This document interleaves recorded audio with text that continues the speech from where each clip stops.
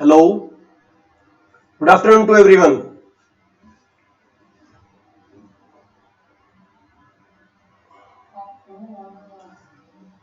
Good afternoon to everyone. मैं करण कौशिक आज आपके सामने हरियाणा हरियाणा सामान्य ज्ञान, जैसा कि लास्ट क्लास में थोड़ी बच्चों को साउंड की प्रॉब्लम थी, आज हमने वो टेक्निकल प्रॉब्लम हमने ऑलमोस्ट सोल्व कर दी है। तो आज आप बताना बेटा, पहले ये चेक करते हैं कि आवाज क्लियर है या नहीं है। आवाज क्लियर है बिल्कुल? गुड आफ्टरनून नितिन हुड्डा, आप आवाज बताइए, बिल्कुल क्लियर है आवाज, साउंड? स्टार्ट करें हम। हाँ बेटा, नेशनल हाईवे का जो टॉपिक है वो भी हम कंप्लीट करेंगे। एक बार एक सीक्वेंस में हम हरियाणा की हिस्ट्री स्टार्ट करते हैं, क्योंकि नेशनल हाईवे कुछ बच्चों ने नहीं देखे थे। हम लाइव क्लास में एक सीक्वेंस में स्टार्ट कर देंगे, जैसे हमारी हिस्ट्री कंप्लीट होगी नेशनल हाईवे की वीडियो वैसे हम डाल देंगे। आप ये बताइए पहले मुझे, बिल्कुल आवाज क्लियर है ना? चलो आज ठीक है, तो हम स्टार्ट करते हैं हरियाणा जी के। सबसे पहले हरियाणा का जो इतिहास है उस पर गौर फरमाने की बात है। आपने एक बात नोटिस की होगी, जब कभी कोई राजस्थान का एग्जाम दे या कभी कोई उत्तर प्रदेश का एग्जाम दे, हिमाचल प्रदेश का एग्जाम दे, इन सभी एग्जाम्स में हिस्ट्री, सब्जेक्ट की हिस्ट्री की बहुत ज्यादा वेटेज रहती है। बट हरियाणा में वो वेटेज नहीं है। इसका क्या रीजन है? हम अगर गौर करके देखें, हमारे यहां पर बहुत बड़े किले या बहुत बड़े राजवंश नहीं हुए हैं, बट क्योंकि हम दिल्ली के पास थे, तो दिल्ली पर जो भी राजवंश हुए उन सभी का गहरा प्रभाव किस पे पड़ा है? हरियाणा पे। जैसे मैं बात करूंगा, हम हरियाणा की हिस्ट्री को भी राष्ट्रीय हिस्ट्री, देश की नेशनल हिस्ट्री के साथ पढ़ेंगे। परंतु एक बात ध्यान रखेंगे, जिस समय हमारे देश में संतलत काल होगा, मोहम्मद गौरी होंगे, हमारे यहां पे पृथ्वीराज चौहान होंगे, वो दिल्ली पर शासन जब करेंगे तो हरियाणा में भी उनके शासन का गहरा प्रभाव होगा। दिल्ली के शासन का हरियाणा में बहुत गहरा प्रभाव होगा। मुगल साम्राज्य के दौरान हरियाणा कैसा होगा, 1857 की क्रांति के दौरान हरियाणा कैसा होगा, हम इन सभी बातों को ध्यान से पढ़ेंगे कि हरियाणा में किस प्रकार का क्या सिस्टम रहेगा। तो उस हरियाणा की हिस्ट्री को हम स्टार्ट करते हैं। बीच बीच में जो आपकी प्रॉब्लम्स होंगी, क्वेश्चंस होंगे, उनको भी हम बिल्कुल ध्यान से करेंगे। स्टार्ट करते हैं हम हरियाणा की हिस्ट्री, ध्यान से समझना। हरियाणा वीरों की भूमि हरियाणा, युद्धों की सतली हरियाणा। इसको क्यों ये नाम पड़े उसको वन बाय वन हम पढ़ेंगे। सभ्यता की संस्कृति हरियाणा। सबसे पहले, जैसा कि मैंने इतिहास में बताया था, हिस्ट्री, सबसे पहले इतिहास के काल को हम कहते हैं प्राक इतिहास।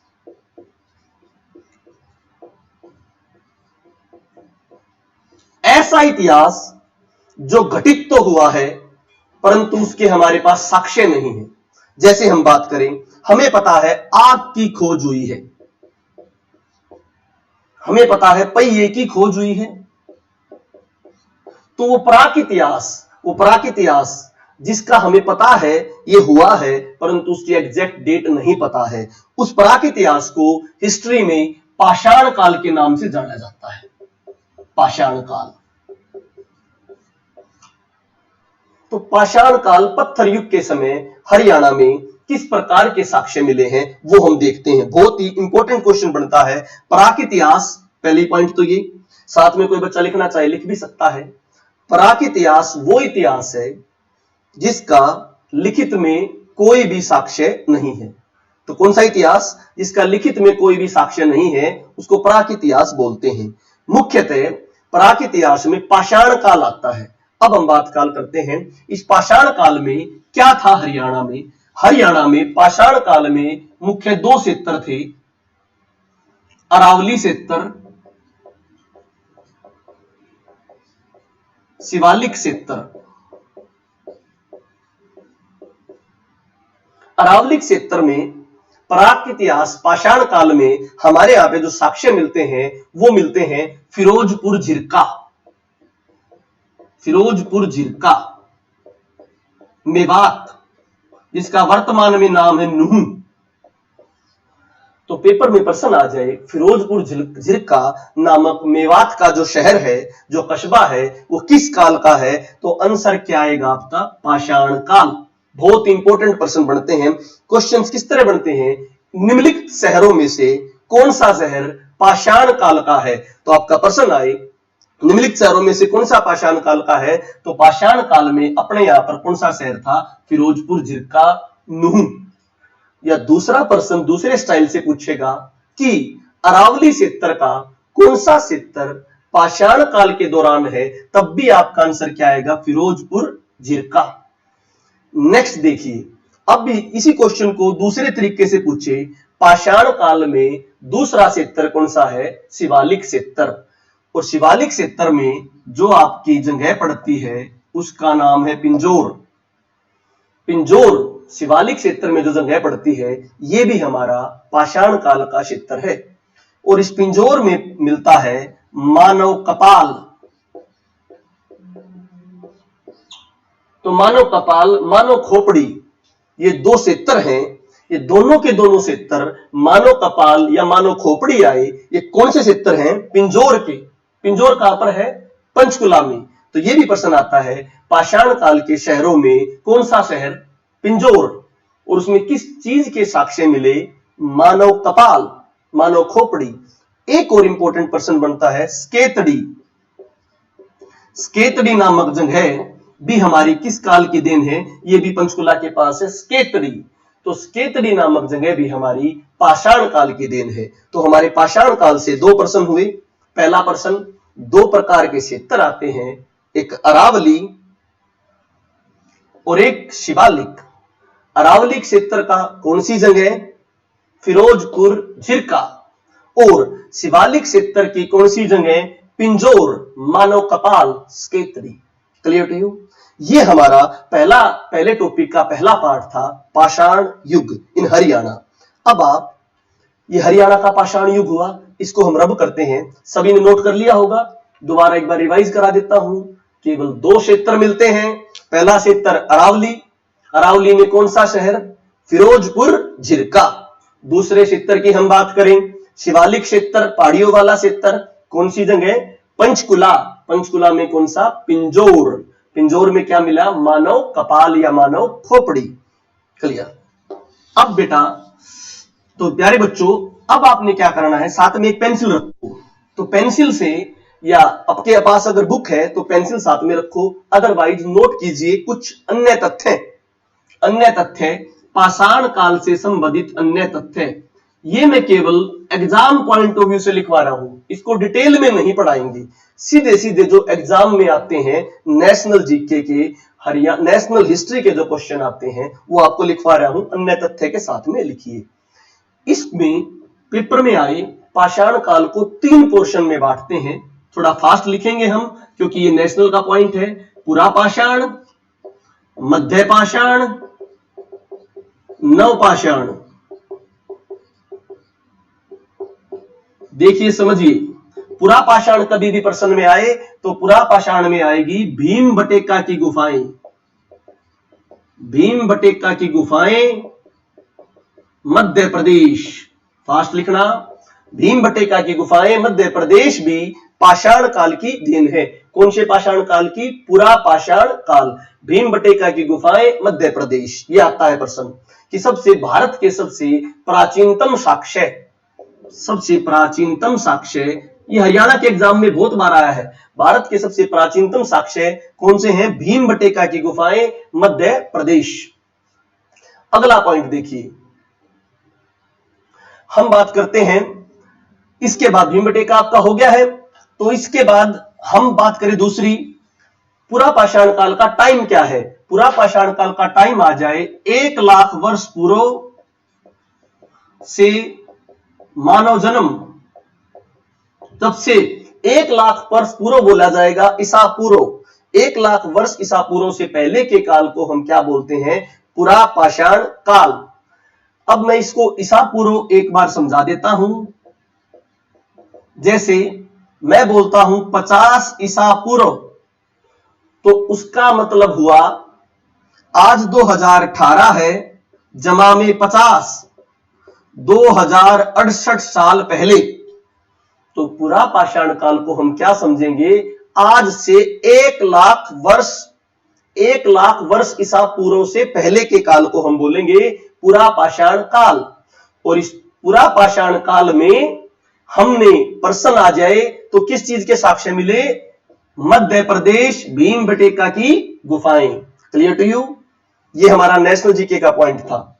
दूसरा आ जाए पूरा पाषाण काल में, तो प्रश्न थोड़ा कंसेप्चुअल आ जाए एसआई पॉइंट ऑफ व्यू से, तो क्या आएगा कि पूरा पाषाण काल में पत्थर किस तरह के थे। तो पत्थर साधारण थे और मुख्यतः मनुष्य हंटिंग करता था, हंटिंग शिकार करता था। तो पेपर में यह भी आ जाए भीमबेटका की गुफाओं में किस प्रकार के चित्र मिले, तो शिकार करने के चित्र मिले। किस प्रकार के, शिकार करने के चित्र मिले भीमबेटका की गुफाओं में। तो चित्र मोस्टली शिकार करते थे पूरा पाषाण। मध्य पाषाण काल में पत्थर ने औजारों का रूप लिया। जब पत्थर ने औजारों का रूप लिया तो मध्य पाषाण काल में पशुपालन स्टार्ट हुआ। तो पेपर में पूछता है पशुपालन पाषाण काल के किस समय स्टार्ट हुआ, तो आपका आंसर आएगा पाषाण काल के मध्य पाषाण काल में पशुपालन स्टार्ट हुआ। पशुपालन मध्य पाषाण काल। अब आता है पाषाण काल में, मध्य पाषाण काल के जो पशुपालन का सिस्टम हुआ तो उसमें क्या साक्ष्य मिले। इसमें जो साक्ष्य मिले, भागोर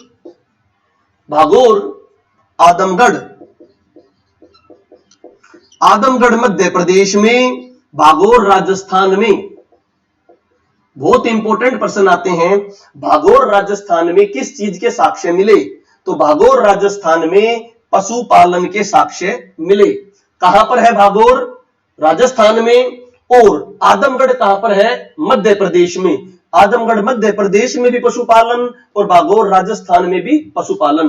ये दोनों पशुपालन किस काल की देन है, पूरा मध्य पाषाण काल। क्योंकि मध्य पाषाण काल में औजारों से पशुओं को डराकर उनको पालतू बढ़ाया गया। तो पहला पॉइंट हुआ, पूरा पाषाण काल में नॉर्मल पत्थर से मारते थे, आग की खोज हुई। पूरा पाषाण काल, पशुओं को डराना स्टार्ट हुआ, तो आंसर क्या आया, मध्य पाषाण काल। और क्या क्या, भागोर राजस्थान, आदमगढ़ मध्य प्रदेश। शायद आपने लिख लिया होगा, थोड़ी स्पीड करके लिख लीजिए। हाँ, एक बच्चे का कमेंट आया जैसे विशाल यादव कि सर चंडीगढ़ पुलिस के लिए क्या लाइव क्लास चलेंगी। आपके लिए खुशखबरी भी है और अच्छी बात भी है, ये जो हम हरियाणा जीके कर रहे हैं इसके साथ साथ आपकी जो नेशनल जीके और लिटिल बिट पूरी नहीं कराएंगे, उसमें आपकी चंडीगढ़ पुलिस, हरियाणा पुलिस का एग्जाम ऑलमोस्ट ही कवर हो जाएगा। तो उसके लिए चंडीगढ़ पुलिस के लिए भी बेनिफिट रहेगा इसके लिए। अगला देखिए आप, तो मध्य पाषाण काल का टाइम क्या रहेगा, 9000 ईसा पूर्व से लेकर 1 लाख ईसा पूर्व। मैंने बताया था 1 लाख से पहले वाला टाइम पूरा पाषाण, 1 लाख से 9000 तक का टाइम मध्य पाषाण। किसी को कोई कंफ्यूजन नहीं होनी चाहिए। 1 लाख से 9000 मध्य पाषाण और 1 लाख से पूरा ऊपर वाला पूरा पाषाण। अब देखिए 3000 से 9000 ईसा पूर्व, ये आपका है नवपाषाण काल। इसमें भी बहुत ही इंपॉर्टेंट क्वेश्चन आते हैं, ध्यान से समझना। इसमें मिले कोलिडवा, इलाहाबाद में चावल के साक्ष्य, कोलिडवा इलाहाबाद में चावल के साक्ष्य। तो पेपर में आता है नवपाषाण काल में किसके साक्ष्य मिले, चावल के। और कहां से मिले, कोलिडवा इलाहाबाद। परंतु मैंने बोला था, परंतु हमारा टैगलाइन है, यही एग्जाम को क्रैक कराएगा। कभी भी पेपर में आ जाए कि मानव सभ्यता में, इंडिया की सभ्यता में, भारत की सभ्यता में, किसी भी हड़प्पा सभ्यता, कोई भी क्वेश्चन आए उसमें किस फसल को सबसे पहले बोया जाता था, तब आपका आंसर आएगा जौ। तो पहली प्राचीनतम फसल आए, प्राचीनतम फसल कौन सी बोई जाती थी, तो आंसर क्या आएगा, जौ। परंतु हमारे नवपाषाण काल में कोलिडवा में किसके साक्ष्य मिले, चावल के। इंपॉर्टेंट पॉइंट है जौ। Clear to you. अगली बात देखिए, नवाद टोली। महाराष्ट्र नवाद टोली में बस्ती के साक्ष्य मिले। तो पेपर में आता है नवपाषाण काल में मानव इकट्ठे होकर रहने लगे, बस्ती के साक्ष्य नवाद टोली महाराष्ट्र। और इंपॉर्टेंट पॉइंट देखिए, चिरांद बिहार में हड्डियों के औजारों के साक्ष्य मिले। तो पेपर में आता है हड्डियों के औजारों के साक्ष्य कहां पर मिले? चिरांद बिहार। तो नवपाषाण काल में 3 इंपॉर्टेंट बातें हुई। पहली इंपॉर्टेंट बात, चिरांद बिहार में हड्डियों के औजार। दूसरी इंपॉर्टेंट बात, नवाद टोली महाराष्ट्र में बस्ती। तीसरी इंपॉर्टेंट बात, कोलीडवा इलाहाबाद में चावल। परंतु साथ में एक बात को याद रखना कि जो हमारे सबसे प्राचीनतम साक्ष्यों में से एक है। क्लियर? अब इस बात को बहुत इंपॉर्टेंट हो गया आपका, ये हमारा कौन सा काल? नवपाषाण काल। अब थोड़ा घुमा के हम इनको रिवाइज करते हैं। शायद सभी ने उतार लिया होगा आराम से। प्राचीनतम जो, परंतु कोलीडवा इलाहाबाद में चावल, नवाद टोली महाराष्ट्र में बस्ती और चिरांद बिहार में हड्डियां। अब जो मैं बता रहा हूं उसको बच्चों से प्रश्न पूछ रहा हूं और कमेंट में आप लोगों को जवाब देने हैं। अब पेपर में क्वेश्चन में आ जाए, ध्यान से आंसर देना कि कृषि कब से स्टार्ट हुई? खेती। तो बताओ बच्चों, खेती कब से स्टार्ट हुई? इसका क्या आंसर दोगे आप? कमेंट में आपका वेट कर रहे हैं हम। खेती कब से स्टार्ट हुई? कौन से काल में आएगा? पुरापाषाण काल, मध्य पाषाण काल या नवपाषाण काल? जल्दी बताइए, जल्दी बताइए भाई कि कौन से काल में आई खेती?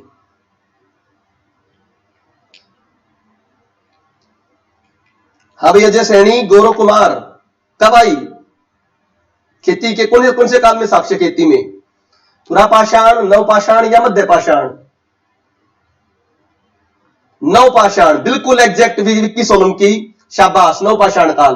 क्योंकि मैंने डायरेक्ट नहीं बताया, शाबाश पिंकी प्रजापति, शाबाश। मध्य नहीं, मध्य आप गलत हो पिंकी प्रजापति जी। मंजीत कौशिक गलत हैं आप। मनीष राणा बिल्कुल ठीक। समझिए इस बात को ध्यान से। अब मैं जो बताना चाह रहा था, मैंने आपको समझा दिया। मैंने बताया कि वो सांपला में रहता है, रोहतक सांपला की तहसील है, तो छोटू राम का जन्म कहां हुआ? ऑप्शन में सांपला ना दे तो आंसर रोहतक भी आ सकता है। मेरे कहने का तात्पर्य यह है, चीजों को समझो। पुरापाषाण काल में केवल शिकार करते थे, तो पशुओं को मारा, आग जलाई। तो दिमाग लगाओ, डायरेक्ट बताने वाली चीज नहीं है, हिस्ट्री आपको इंटरप्रेट करनी होगी। पुरापाषाण काल में पत्थर से आग जलाई, आग जलाने से पशु को मारा और खा गए, तो शिकार और आग की खोज पुरापाषाण काल। फिर बढ़िया औजार बनाए, पशुओं को डराया, तो पशुओं को डरा के उनको पालतू बनाया, तो पशुपालन कौन से काल का? मध्य पाषाण काल। और मध्य पाषाण काल में मैंने पशुपालन के 2 साक्ष्य बताए, भागोर राजस्थान और आदमगढ़ मध्य प्रदेश। फिर पशुओं को पालने के बाद तभी तो आप बैल को खेती में यूज करोगे। तो पहिए का आविष्कार आए, किसका आविष्कार? पहिए का, या आविष्कार आए आपका खेती का, कृषि कब करने लगा? तो आंसर क्या आएगा? नवपाषाण काल। जब खेती करेगा तो अकेला बंदा नहीं करेगा, तब क्या बनाएगा? बस्ती। तो मैंने बताया बस्ती कहां पर? नवाद टोली महाराष्ट्र में बस्ती। फिर मैंने आपको बताया चावल के साक्ष्य, कोलीडवा इलाहाबाद में चावल के साक्ष्य। चिरांद, हड्डियों के भी औजार, बिहार में। मैं आपको पहले भी बता सकता था ये, परंतु आज लाइव क्लास थी तो मैं ये देखना चाहता था कि बच्चे इंटरप्रेट कितना करते हैं। मैं पहले बता सकता था कि खेती इस टाइम होगी, ये इस टाइम होगा, परंतु मैं आपकी इंटरप्रिटेशन जानना चाहता था। क्योंकि हिस्ट्री रटवाई नहीं जाएगी, यहां पर समझाई जाएगी। जब आपको हिस्ट्री समझ में आएगी तब आपकी वैल्यू होगी बहुत अच्छी। तो आज मेरे 3 काल अच्छी तरह हुए। पुरापाषाण काल सिंपल क्या होता था भाई? मारते थे, भीमबटेका की गुफाओं में चित्रों के साक्ष्य मिले। मध्य पाषाण काल में पशुपालन हुआ और नवपाषाण काल में आपका खेती होने लगी। Clear to you? अब मैं जो बहुत इंपॉर्टेंट प्रश्न बताता हूं एसआई पॉइंट ऑफ व्यू से या किसी भी बड़े एग्जाम पॉइंट ऑफ व्यू से, इसको आप ध्यान से समझिए। बड़े पॉइंट ऑफ व्यू से पेपर में सबको ही बता देते हैं क्या साक्ष्य। क्वेश्चन इस तरह आए, ध्यान से समझना। पाषाण संस्कृति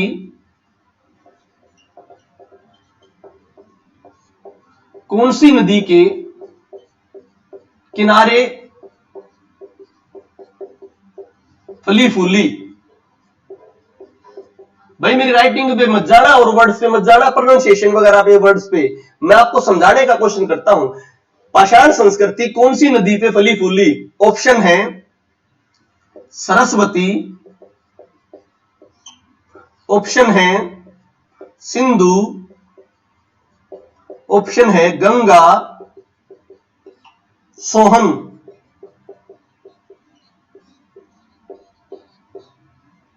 पहले आपको दो चेक करें तभी तो पढ़ाएंगे। बताइए भाई इस क्वेश्चन को। मैंने आपके सामने क्वेश्चन लिखा कि पाषाण संस्कृति कौन सी नदी के किनारे फैली हुई है? ऑप्शन क्या है? सरस्वती, सिंधु, गंगा, सोहन नदी। यह आपका क्वेश्चन है पाषाण संस्कृति। साइड में एक और देखिए क्वेश्चंस। इनमें से कौन सी नदी पाषाण काल से संबंधित है? नर्मदा, टोन्स, सोहन, उपरोक्त सभी।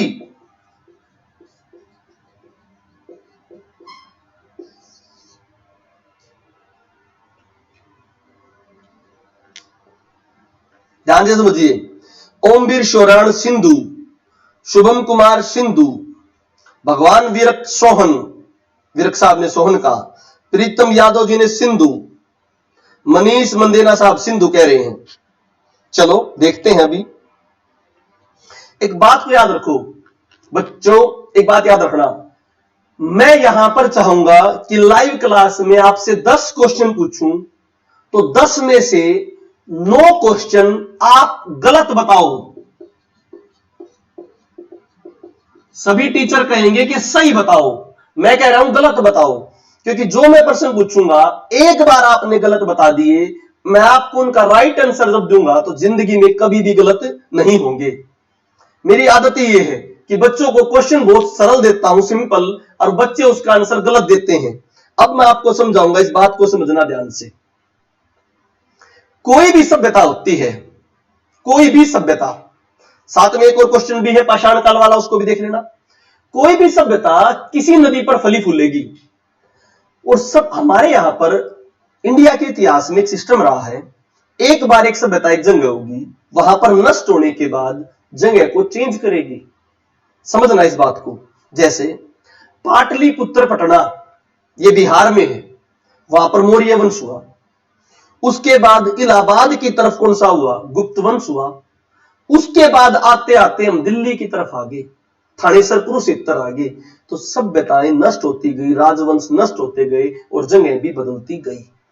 अब इस क्वेश्चन को मैंने दिया, सभी ने अपना जो भी रटा हुआ सिस्टम था या बुक्स के अंदाजे हैं वो दे दिए। सभी को पता है सिंधु घाटी सभ्यता, सभी को पता है हरियाणा में क्वेश्चन पूछे तो सरस्वती। एक बात बताइए मुझे, मैंने कहीं पर भी यहां पर वर्ड हरियाणा लिख रखा है? नहीं लिख रखा। तो बहुत इंपॉर्टेंट प्रश्न है। पाषाण संस्कृति ना तो सरस्वती नदी के किनारे खास, ना सिंधु नदी के किनारे खास, ना गंगा नदी के किनारे खास। कौन सी नदी के किनारे? सोहन नदी। प्राचीनतम सोहन नदी ये पाकिस्तान में है। तो आंसर कभी भी आए, पाषाण काल पूछे तो आंसर क्या आएगा? सोहन नदी। सोहन नदी आंसर। सोन घाटी भी बोलते इसको, सोन घाटी सभ्यता। सोन घाटी सभ्यता, सभ्यता नहीं थी ये, परंतु सोन घाटी बोलते हैं पाषाण काल को। तो अब आपको समझ में आई, ना सिंधु आएगा ना गंगा आएगा, अगर सोन है तो सोन। दूसरा प्रश्न देखिए, पाषाण काल जो फैला हुआ था भारत में, पाकिस्तान एक था उस समय, हिंदुस्तान, इसमें तीनों नदियों से रिलेटेड वंश है, नर्मदा, टोन्स और सोहन।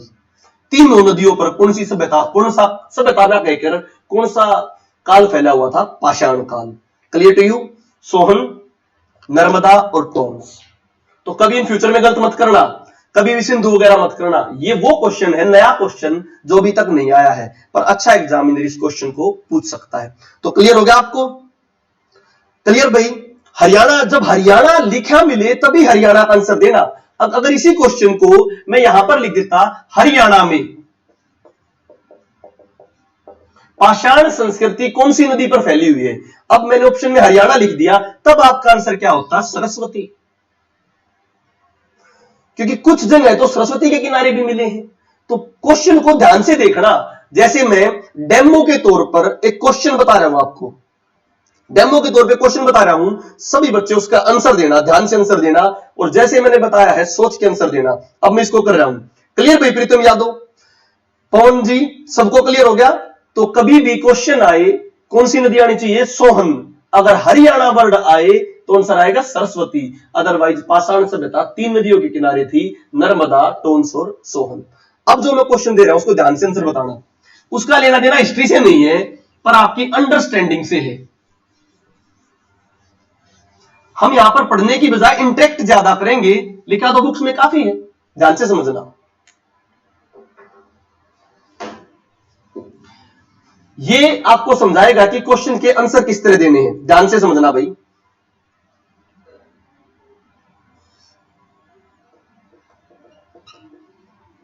सरपंच का चुनाव कैसे होता है? मैंने बोला था इसका हिस्ट्री से लेना देना कोई नहीं है।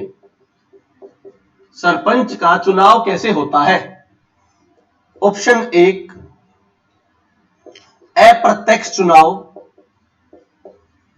इंग्लिश मीडियम वाले chairperson of panchayat, chairperson of panchayat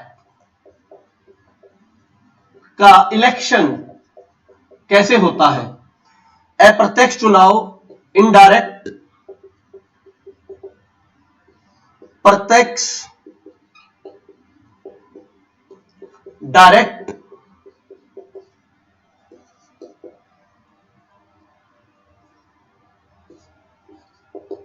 both,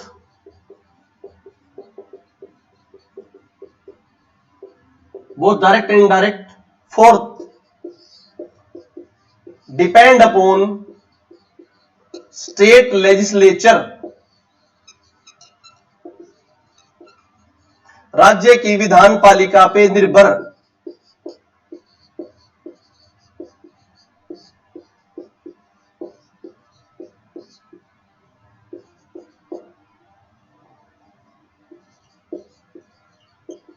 बड़ा आसान सा क्वेश्चन है, ध्यान से दीजिए।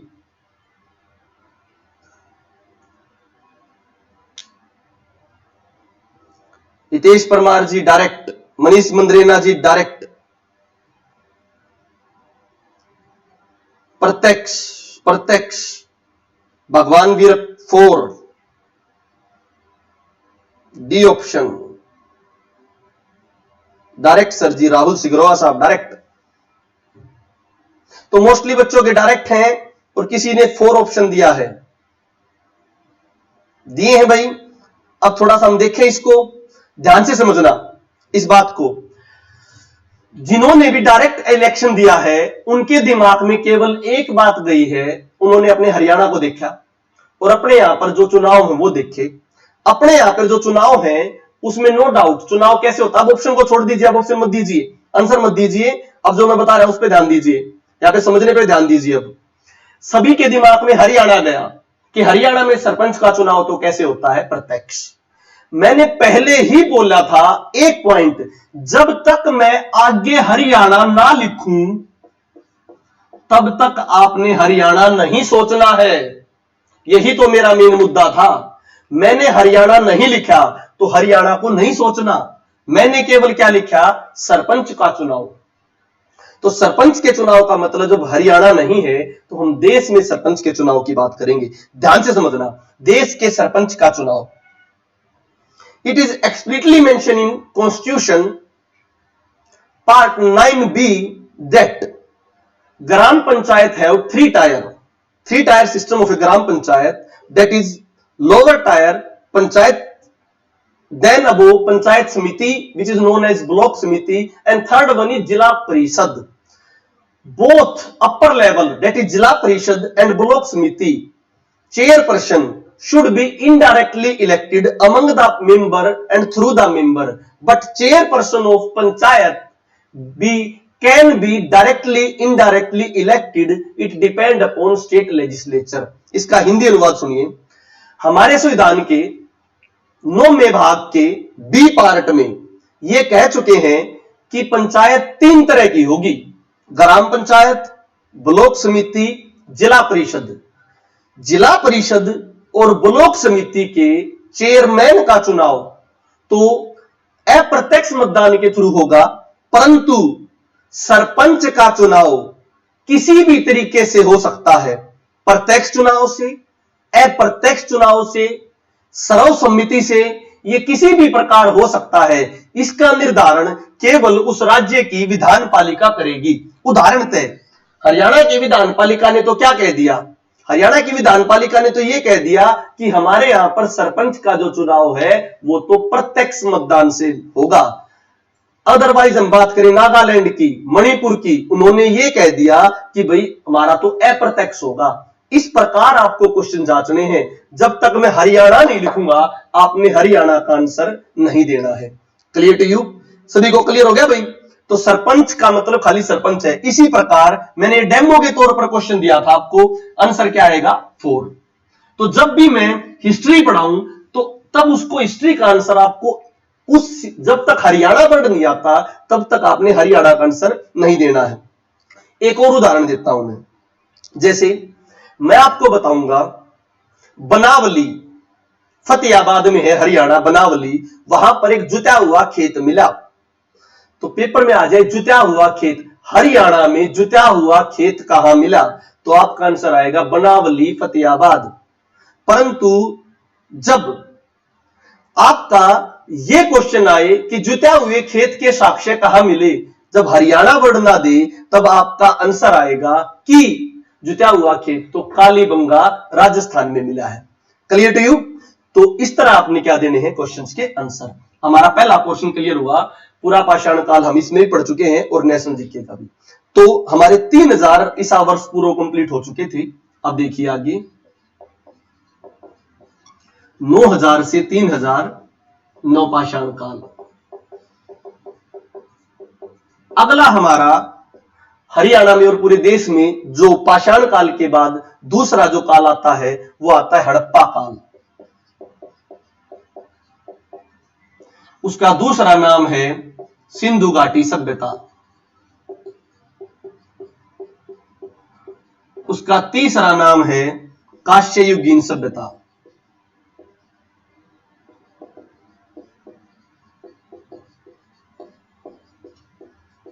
हरियाणा में भी इस सभ्यता के बहुत ही महत्वपूर्ण साक्ष्य मिले हैं, या हम बोल सकते हैं गुजरात, राजस्थान और हरियाणा इस सभ्यता के केंद्र बिंदु थे भारत में। और मुख्यतः इस सभ्यता का प्रस्तार हमारे जो पाकिस्तान का बड़ा पोर्शन है इसमें हो चुका है, क्योंकि पहले हिंदुस्तान था तो हिंदुस्तान में हड़प्पा सभ्यता में उत्तरी भारत का, नॉर्थ वेस्ट, उत्तरी पश्चिमी भारत में प्रसार था। तो ज्यादातर हिस्से अब इसके किसमें जा चुके हैं, पाकिस्तान में। बहुत इंपॉर्टेंट पर्सन है, अब इसको ध्यान से समझिए भाई। ठीक है, कालीबंगा राजस्थान, ये पूछ रहे थे ना क्वेश्चन निखिल प्रज्ञान जी, कालीबंगा राजस्थान में है। तो जुटा हुआ खेत पूछे, खाली जुटा हुआ खेत तो कालीबंगा राजस्थान। अगर हरियाणा में जुटा हुआ खेत पूछे तो आंसर क्या आएगा, बनावली फतेहाबाद। अब इस पे फोकस कीजिए थोड़ा ध्यान से। तो 3000 के बाद ये सभ्यता चालू हुई, हड़प्पा, सिंधु घाटी। परंतु एक पॉइंट इंपॉर्टेंट है, इसके इतने नाम क्यों हैं? हड़प्पा इसको इसलिए कहते हैं क्योंकि सबसे पहले जहां पर इसकी खुदाई कार्य हुई वो शहर जो पाया गया उसका नाम क्या मिला, हड़प्पा। तो मैंने पहला शहर है इसलिए इसका नाम क्या हो गया, हड़प्पा। अब ये मोंटगोमरी जिला पाकिस्तान में है, तो वर्तमान में हड़प्पा कहां पर है, पाकिस्तान। दूसरी मैं बात करूं, इसका नाम सिंधु घाटी सभ्यता क्यों पड़ा? हड़प्पा के बाद अन्य जो नगर मिले जैसे मोहनजोदारो, ये भी वर्तमान में पाकिस्तान में है। ये इंपॉर्टेंट शहर सिंधु नदी के किनारे था और बहुत ही ज्यादा शहर, सबसे ज्यादा जो बसी हुई थी, सबसे ज्यादा सभ्यता का प्रसार कौन सी नदी के किनारे था, सिंधु नदी के किनारे। इसीलिए इसका नाम क्या पड़ता है दूसरा, सिंधु घाटी सभ्यता। बहुत इंपॉर्टेंट प्रश्न आता है और बच्चे अक्सर गलत करते हैं। आंसर क्या है कि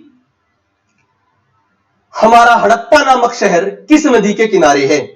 हड़प्पा नामक शहर किस नदी के किनारे है? मोस्टली बच्चे आंसर देंगे सिंधु नदी, गलत है। हड़प्पा जो शहर है वो रावी नदी के किनारे है, हड़प्पा शहर। तो इस सभ्यता को तो रावी नदी सभ्यता बोलना चाहिए, नहीं, क्योंकि हड़प्पा तो एकमात्र शहर है जो रावी नदी के किनारे है। अदरवाइज इसके मोस्टली शहर इस सभ्यता के कौन सी नदी के किनारे थे? सिंधु घाटी सभ्यता। तो इंपॉर्टेंट प्रश्न आता है, अगर नदी के संबंध में पूछे तो आंसर क्या आएगा? सिंधु घाटी सभ्यता। और मुख्य शहर कौन सा है? मोहनजोदारो। परंतु हड़प्पा वाली चीज को पूछूं मैं, हड़प्पा कौन सी नदी के किनारे है? रावी नदी के किनारे। Clear to you? और इसका नाम काश्ययुगीन सभ्यता क्यों पड़ा? क्योंकि इस सभ्यता में सबसे ज्यादा जो औजार पाए गए, चीजें पाई गई, वो किसकी बनी हुई थी? काश्य की। इसीलिए इस सभ्यता को क्या बोला जाता है? काश्ययुगीन सभ्यता। तो हड़प्पा सभ्यता के 3 नाम हर बार प्रश्न पूछता है। हड़प्पा क्यों पड़ा? सबसे पहला शहर मिला। हड़प्पा किस नदी के किनारे? रावी। परंतु सभ्यता का नाम रावी नदी नहीं है, सभ्यता का नाम क्या है? सिंधु घाटी। क्यों है? क्योंकि वहां पर सबसे ज्यादा क्या मिले? शहर। और मुख्य शहर कौन सा है? मोहनजोदारो। और काश्ययुगीन क्यों कहते हैं? सबसे ज्यादा जिस धातु का यूज हुआ वो कौन सी है? कांसा। Clear to you? ये इंपॉर्टेंट पॉइंट। परंतु एक बात है इंपॉर्टेंट, कभी भी पेपर में प्रश्न आता है सभ्यता में या इतिहास में सबसे पहले किस धातु का यूज हुआ है, तो आंसर आता है तांबा। जैसे मैंने बताया था, नवपाषाण काल में किस फसल के साक्ष्य मिले? चावल। परंतु सबसे पहले कौन सी फसल यूज हुई? जौ। ध्यान से समझना बात को। नवपाषाण काल में किस फसल के साक्ष्य मिले? चावल।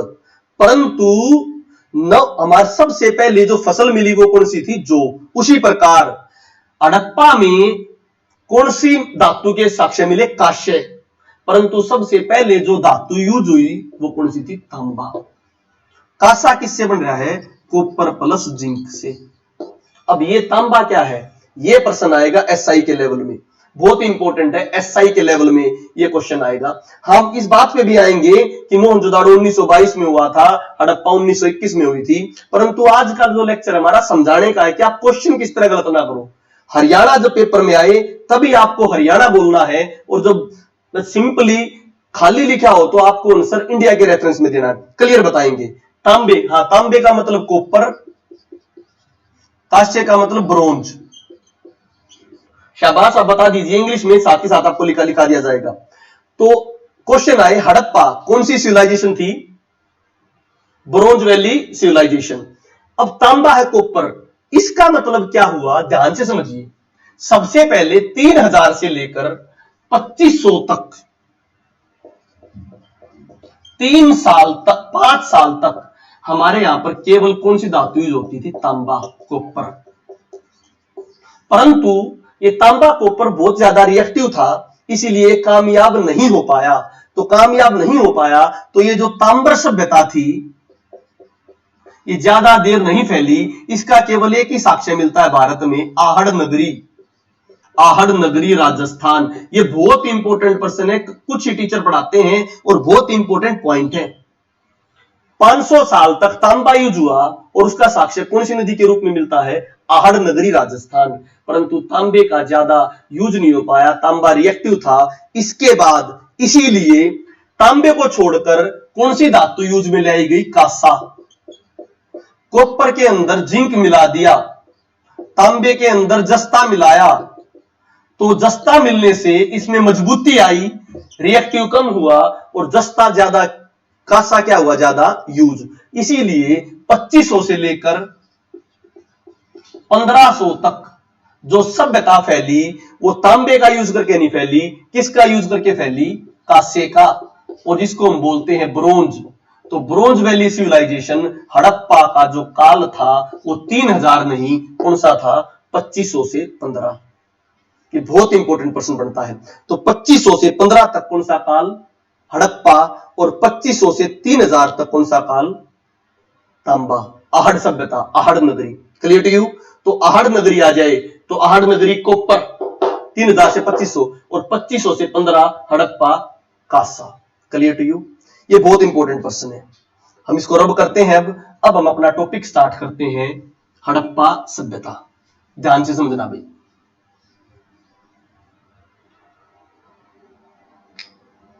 हाँ भाई, चलो ध्यान से समझिए हड़प्पे वाले हड़प्पा टॉपिक को। हड़प्पा पहले हम हरियाणा का पढ़ेंगे, फिर हम नेशनल का पढ़ेंगे। हड़प्पा, हड़प्पा सभ्यता के बारे में पहले जानो।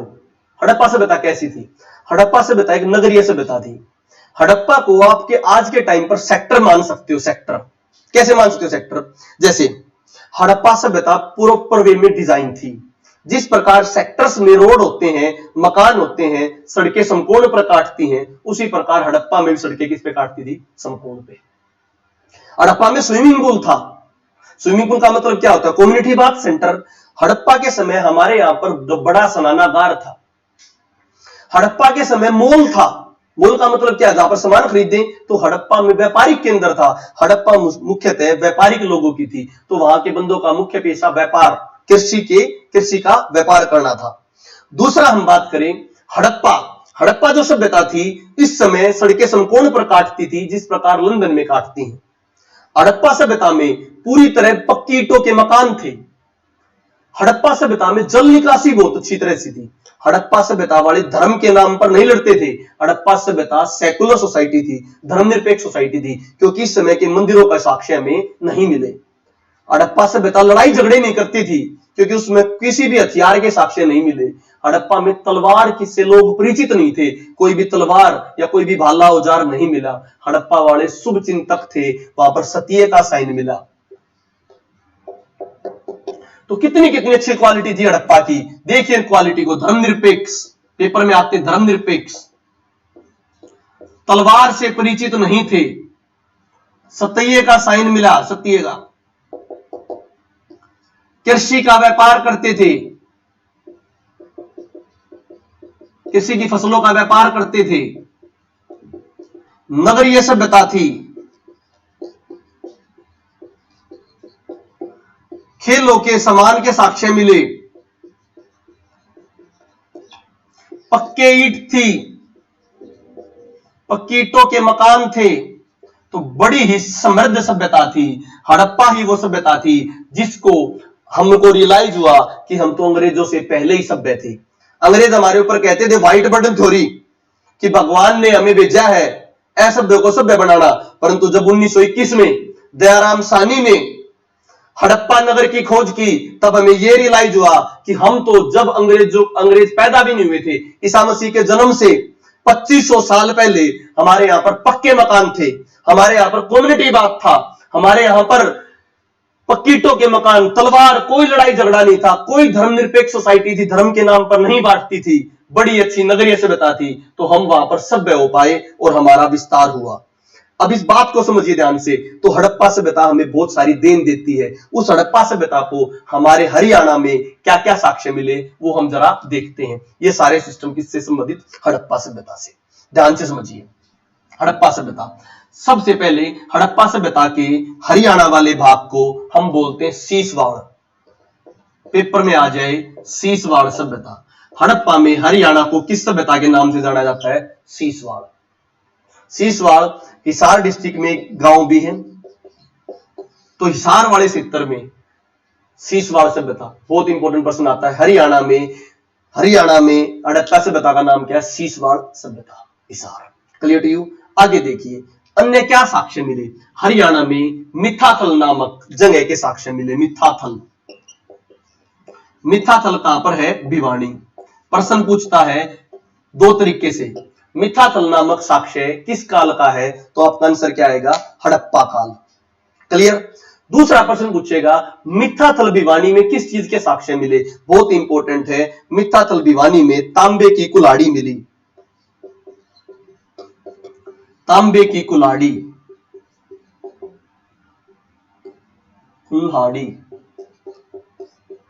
चौपड़ की बिसात,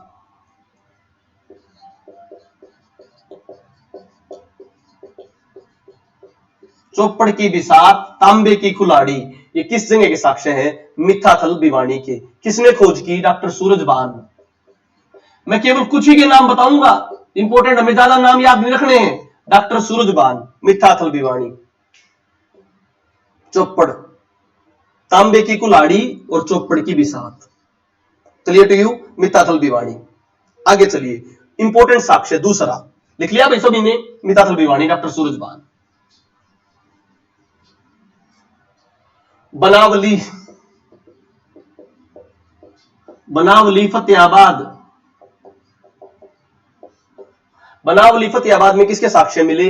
हल व जौ के साक्ष्य। तो पेपर में आ जाए फसलों से संबंधित साक्ष्य हरियाणा में कहां पर मिले? बनावली फतेहाबाद। बहुत बुक्स में गलत लिख रखा है कि बनावली हिसार में है। उस समय हिसार में था जब फतेहाबाद नहीं बना था, सिरसा नहीं बना था। अब तो बनावली किस जगह पर है? फतेहाबाद। और बनावली फतेहाबाद में किस साक्ष्य मिले? हल व जौ के साक्ष्य मिले। बहुत इंपॉर्टेंट पर्सन है बनावली फतेहाबाद में हल व जौ के साक्ष्य। और पेपर में आ जाए शतरंज। देखो बात एक ही है, शतरंज और चौपड़ की भी साथ बात एक ही है, परंतु चौपड़ की भी साथ आए तो आंसर होगा मिथ्याथल भिवानी, और शतरंज आए तो आंसर क्या होगा? बनावली। बहुत इंपॉर्टेंट पॉइंट। अगला देखिए, जुता हुआ खेत, जुता हुआ खेत कहां मिला? बनावली। मैं नेशनल जीके में जब पढ़ाऊंगा इसी के साथ कंपैरिजन करके, पहले हरियाणा को याद रखना कि जुता हुआ खेत आए तब भी क्या आएगा? बनावली फतेहाबाद। मरण देवी की मूर्तियां, मरण माता देवी की मूर्तियां, मतलब देवी की कुछ मूर्तियां कहां पर मिली? Banawali Fatehabad. Clear to you? Banawali Fatehabad में क्या क्या? फसलों के साक्ष्य हल व जौ के, मरण देवी की मूर्तियां, शतरंज, हड़का खिलौना, हड़का खिलौना, ये खिलौने के रूप में मिला था। हल्का खिलौना कहां पर मिला था? बनावली फतेहाबाद। तो इंपॉर्टेंट हो गए हल व जौ, शतरंज, शतरंज आए तो क्या? बनावली फतेहाबाद। चौपड़ आए तो मिथ्याथल भिवानी, और जुता हुआ खेत आए तो बनावली फतेहाबाद। क्लियर? अगला पॉइंट देखिए, सबने लिख लिया होगा। स्पीड, लिखने की स्पीड ठीक है सभी की? बता दीजिए। अगर एक बात है, कुछ कोड बनाइए। अगर आपका कोई भी पर्सन स्पीड लिखता हूं लिखा नहीं जाता तो क्वेश्चन मार्क डाल के कमेंट में डाल देना। क्वेश्चन मार्क का मतलब समझ में नहीं आया, लिखने का मतलब LWWW डाल देना कमेंट में। इसका मतलब है कि आप लोग लिख नहीं पा रहे हो, थोड़ी स्पीड तेज है। और क्वेश्चन मार्क डालोगे तो वो टॉपिक दोबारा कराऊंगा। Clear to you? तो जो भी बच्चा नहीं लिख पाए वो क्या डाल दे? WWW। और जिसको भी वो टॉपिक थोड़ा सा क्लियर ना हो, डाउट हो, तो वो लिख दे question mark. Clear to you? आगे हम स्टार्ट करते हैं। तो ये हमारा हो गया बनावली। अगला पॉइंट बहुत इंपॉर्टेंट, कुणाल। सबसे पहला पॉइंट तो कुणाल अब का रतिया, रतिया कहां पर है? फतेहाबाद। तो कुणाल भी हमारा हड़प्पा काल का साक्ष्य है, ये रतिया फतेहाबाद में है। और यहां पर क्या मिला? बहुत इंपॉर्टेंट, शाही मुकुट और गहने। शाही मुकुट और गहने हमें कहां पर मिले? कुणाल फतेहाबाद में। बहुत इंपॉर्टेंट है, शाही मुकुट और गहने कुणाल फतेहाबाद में। Clear to you? Kunal Ratia Fatehabad में शाही मुकुट और गहने। अगला, यहीं पर एक साक्ष्य है भिरडाना, खाली नाम ना पूछेगा। भिरडाना किस काल का साक्ष्य है? तो आंसर क्या आएगा? हड़प्पा काल। और भिरडाना कहां पर है? फतेहाबाद। कुछ के तो क्वेश्चन डायरेक्ट आएंगे कि जगह कौन सा है? भिरडाना फतेहाबाद में है, हड़प्पा काल का साक्ष्य। और कुणाल कहां पर है? रतिया। अच्छा भाई, हाँ बच्चों बताओ कौन से टॉपिक में? हाँ भाई, शुभम कुमार कहां पर? पवन वर्मा कौन से टॉपिक में? टॉपिक का नाम डालो भाई शुभम कुमार।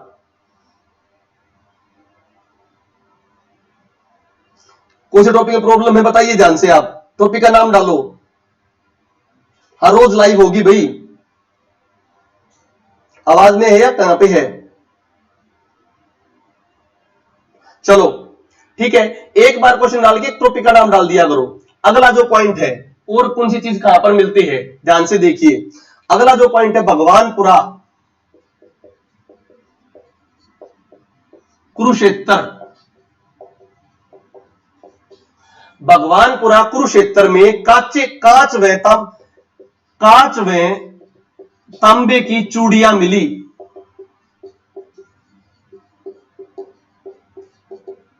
तो कांच व तांबे की चूड़ियां कहां पर मिली? भगवानपुर कुरुक्षेत्र। बहुत इंपॉर्टेंट है, कांच व तांबे की चूड़ियां भगवानपुर कुरुक्षेत्र।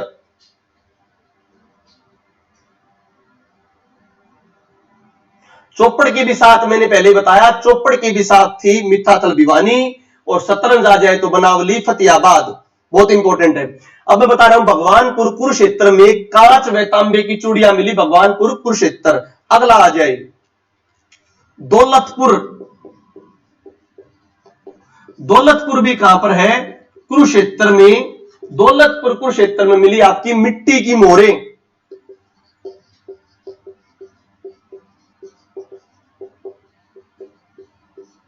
मिट्टी की मोहरें कहां पर मिली? दौलतपुर कुरुक्षेत्र।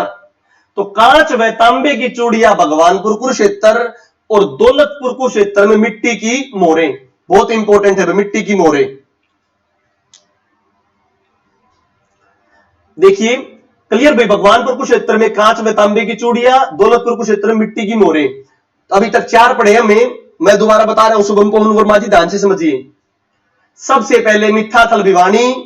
मिठाथल भिवानी में हमें क्या मिले? चौपड़ की बिसात और तांबे की कुल्हाड़ी।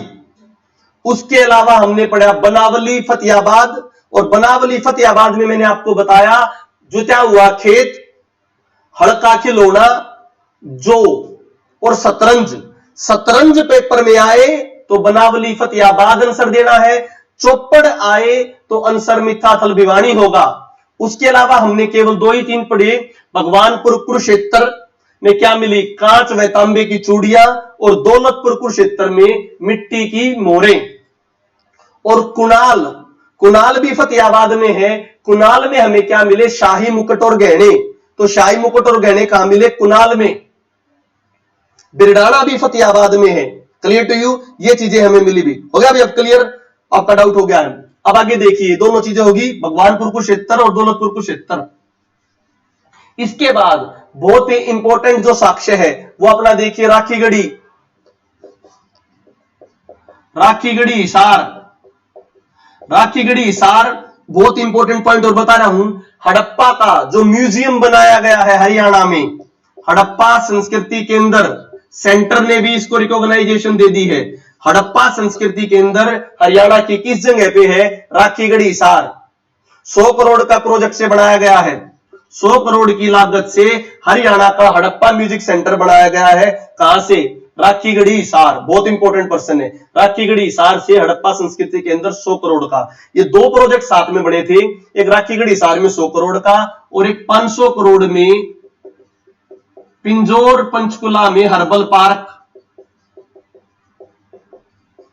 2 प्रोजेक्ट साथ। पेपर में ये भी आ जाए किन 2 प्रोजेक्टों की शुरुआत 2015 में हुई थी? राखीगढ़ी हिसार में हड़प्पा संस्कृति के अंदर 100 करोड़ की लागत से, 500 करोड़ की लागत से पिंजौर में हर्बल पार्क, औषधियां, 500 से भी ज्यादा औषधियां। बहुत इंपॉर्टेंट। आगे देखिए भाई, क्लियर भाई? अब राखीगढ़ी हिसार में हमें क्या क्या साक्ष्य मिले वो हम देखते हैं। ईंटों का अनानागार। ईंटों का अनानागार। अनानागार वो जगह है जहां पर अनाज रखा जाता है स्टोर रूम में, आज के मोलो जैसा। तो ईंटों का अनानागार कहां पर मिला? राखीगढ़ी। हरियाणा का सबसे विशाल टीला, पेपर में आ जाए, बहुत इंपॉर्टेंट। हरियाणा में हड़प्पा के सबसे बड़े साक्ष्यों में कौन सी जगह है? राखीगढ़ी हिसार। बहुत इंपॉर्टेंट। राखीगढ़ी हिसार हरियाणा के सबसे बड़े साक्ष्यों में है, विशाल टीला राखीगढ़ी हिसार। ईंटों का अनानागार। इंपॉर्टेंट पॉइंट, गेहूं व चावल। बहुत ही सोचने और समझने वाली बात है, ध्यान से देखना। गेहूं व चावल फसल आ जाए तो आंसर होगा राखीगढ़ी। परंतु जो फसल आए, जो, क्या बोला मैंने? परंतु जो फसल आए तो होगा बनावली। ये वो पर्सन है जो औरों से आपको अलग करेंगे, रटना नहीं है। औरों से अलग ये फसल करेंगे कि बनावली। बनावली में क्या आएगा? जो। और गेहूं व चावल किस में आएगा? राखीगढ़ी। गर्त निवास भी बताएंगे, गड्ढा घर भी बताएंगे, टेंशन मत लेना आप इस बात की। पहले मैं जो कंपैरिजन कर रहा हूं उसको देखना। नवीन जांगड़ा जी, आपको गर्त निवास भी बताया जाएगा। राखीगढ़ी तो मैंने क्या बताया? हिसार में गेहूं व चावल, और जो आ जाए तो क्या आएगा? बनावली। इट्टो का अनानागार कहां पर, राखीगढ़ी हिसार। आ जाए मृतगड्ढा घर, मृतगड्ढा घर ये भी कहां पर मिले हैं भाई, राखीगढ़ी। मृतगड्ढा घर भी कहां पर मिले हैं, राखीगढ़ी। Clear to you. तो राखीगढ़ी के 2-3 इंपॉर्टेंट साक्ष्य हुए, ईटों का अनानागार, गेहूं व चावल और मृतगड्ढा घर। और सबसे विशाल टीला है राखीगढ़ी। हरियाणा की हड़प्पा का 100 करोड़ की लागत से सेंटर बनाया है, किसमें, राखीगढ़ी में। और मैंने इंपॉर्टेंट बताया, परंतु जो आ जाए तो क्या आएगा, बनावली। ये हमारा इंपॉर्टेंट टॉपिक था, किससे संबंधित, राखीगढ़ी हिसार से। अन्य साक्ष्य, कुछ अन्य साक्ष्यों में पूछे तो देखिए ना, बाड़ू, बाड़ू कहां पर है, कैथल। खाली ये पूछता है बाड़ू किस काल का साक्ष्य है, हड़प्पा का, कहां पर है, कैथल में। आगे आपसे पूछे, कोई भी अन्य प्रश्न पूछे, हरियाणा में रोहतक के 3 जो हैं, गिरावड़, मदीना, फरमाना खास। फरमाना खास को ब्रैकेट में बोलोगे दक्षखेड़ा। ये तीनों के तीनों साक्ष्य, गिरावड़, मदीना और फरमाना खास, तीनों है रोहतक में। इनकी खुदाई किसने की, विवेक दांगी। विवेक दांगी। या अभी आधुनिक खुदाई करता कौन सा डॉक्टर है, डॉक्टर विवेक दांगी। तो तीनों में आ जाए, गिरावड़, मदीना, फरमाना खास, तीनों में कौन है, डॉक्टर विवेक दांगी। बहुत इंपॉर्टेंट पर्सन है ये। अब आ जाए गिरावड़, मदीना और फरमाना खास। गिरावड़ में मिली खाना बनाने की भट्टिया और मकान बनाने की भट्टिया, ईंटें बनाने की, ईंटों और खाना बनाने की भट्टिया, ईंटों में खाना बनाने की भट्टिया कहां पर मिली, गिरावड़, रोहतक। बहुत इंपॉर्टेंट है। फरमाना खास में मिला कब्रिस्तान। फरमाना खास में क्या मिला, कब्रिस्तान। तो कब्रिस्तान कहां पर मिला भाई, फरमाना खास। बहुत इंपॉर्टेंट पॉइंट है भाई ये।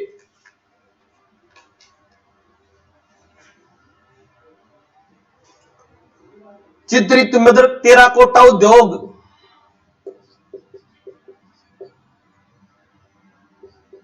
टेराकोटा उद्योग, यहां पे लिख लेते हैं इसको, टेराकोटा उद्योग। ये भी कहां पर मिला, फरमाना खास। तो ये 2-3 चीजें भाई बहुत इंपॉर्टेंट है। तो फरमाना खास में क्या क्या मिला, कब्रिस्तान, टेराकोटा उद्योग और भट्टिया। सारण साहब, शायद आप फरमाना से हो, सारण की बेल्ट है भाई फरमाना में, फरमाना खास। तो फरमाना खास में कब्रिस्तान और टेराकोटा उद्योग, तीनों विवेक दांगी ने, डॉक्टर विवेक दांगी। अब बात समझिए, हम सारा रिवाइज करते हैं। और जो ये नेशनल जीके वाला पॉइंट है, वो भी आपको साथ के साथ कल वाली क्लास में आते ही नेशनल जीके वाले पॉइंट बताए जाएंगे। हड़प्पा की नेशनल जीके और हरियाणा की हड़प्पा रिवाइज कराई जाएगी। चलो एक बार क्विक रिवीजन करते हैं, हमारा हरियाणा में हड़प्पा में क्या क्या था। ध्यान से समझिए, कमेंट करना बंद करके ध्यान से समझिए एक बार। हड़प्पा में सबसे पहले हमारे यहां पर हड़प्पा को सीसवाल सभ्यता कहते थे। मिथ्याथल भिवानी में तांबे की कुल्हाड़ी, कौन सी कुल्हाड़ी, तांबे की कुल्हाड़ी, डॉक्टर सूरजबान। बनावली फतेहाबाद, बिरडाना फतेहाबाद, कुनाल रतिया फतेहाबाद, तीनों फतेहाबाद के थे। बनावली में मिले हल व जौ के साक्ष्य, जुता हुआ खेत, आरएस बिस्ट। कौन सी ने भाई, आरएस बिस्ट जी ने। राखीगढ़ी हिसार से है, जहां पर हड़प्पा का सभ्यता केंद्र बनाया गया है। राखीगढ़ी में मिले गेहूं और चावल के, बनावली में जौ के। ईंटों का अनानागार का मिला, राखीगढ़ी। मृतगड्ढा घर, जहां पर मरे हुए आदमियों को दफनाया जाता था। हड़प्पा सभ्यता की संस्कृति थी कि मरे हुए आदमी को दफनाते थे, वो सोचते थे कि दूसरे लोक में जाएगा। उसके साथ कभी कभी सौगरह के साथ कुत्ता भी मिला है, खाने का सामान भी मिला है। तो कहां पर मिला है, वो राखीगढ़ी हिसार। गिरावड़ में फरमाना, मदीना, ये तीनों मैम के अंदर ही आते हैं। मैम तहसील के अंदर रोहतक में डॉक्टर विवेक दांगी ने की। गिरावड़ में मकान बनाने की भट्टिया और फरमाना खास को दक्षखेड़ा भी बोलते हैं। दक्षखेड़ा में कब्रिस्तान मिला और हमारा क्या मिला भाई, टेराकोटा उद्योग, चित्रित मृद भांड, ये हमारे कहां पर मिले, फरमाना खास में। भगवानपुरा कुरुक्षेत्र में क्या मिली, कांच व तांबे की चूड़ियां, बहुत इंपॉर्टेंट। दौलतपुर कुरुक्षेत्र में मिली मिट्टी की मोहरें। इस प्रकार हमारी हड़प्पा सभ्यता की देन थी। आज के लेक्चर में मैंने केवल ये पढ़ाया कि हमें औरों से अलग कैसे पढ़ना है। क्वेश्चंस गलत कैसे होते हैं। नेक्स्ट लेक्चर में आपका जो हड़प्पा हमने हरियाणा का पढ़ाया है उसको रिवीजन करते हुए नेशनल हड़प्पा आपको डिटेल में पढ़ाई जाएगी। आज ये पहला लेक्चर था, थोड़ा लाइव था तो कमेंट पढ़ने में थोड़ा टाइम लगा, जर्नली हो जाएंगे, फैमिलियराइज हो जाएंगे तो आराम से आपको डिटेल में लेक्चर पढ़ाया जाएगा। Clear to you. इन्हीं शब्दों के साथ मैं अलविदा चाहता हूं। कल आपको नेशनल हड़प्पा भी पढ़ाई जाएगी और हरियाणा की हड़प्पा रिवाइज कराई जाएगी। धन्यवाद।